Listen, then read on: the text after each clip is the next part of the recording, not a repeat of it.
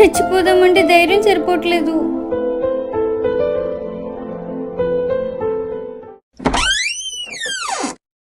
ఏమైంది నాన్న? నా మనసు ఎందుకో కీడు శంకిస్తుంది. ఒకసారి నేను చూస్తే మనసు కుదుట పడుతుందని వచ్చాను. వెళ్దామా? వెళ్దాం. దీనికోసమే ఇన్ని రోజులుగా వెయిట్ చేస్తున్నా. ఎక్కు పద పోలీస్ స్టేషన్కి.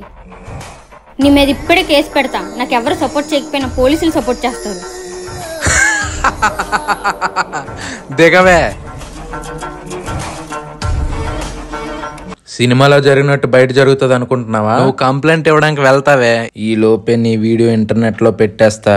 నీ వీడియో అందరూ చూస్తారు. నీ ఫ్రెండ్స్, నీ టీచర్స్, అన్న, తమ్ముడు, నీ అక్క, నీ చెల్లి, బావ, అమ్మ, ఆఖరి మీ నాన్న కూడా చూస్తాడు.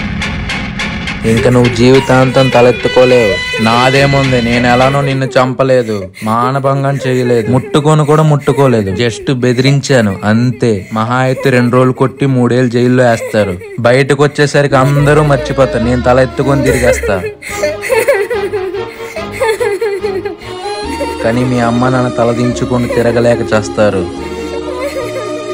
ఇలా అవ్వకూడదనుకుంటే నాతో రూమ్కి వచ్చే. మీ అమ్మాయిల జీవితాలు ఇంతే. ఏదో ఒక రోజు ఎవడో ఒకటి కాలు కింద బతకాల్సిందే.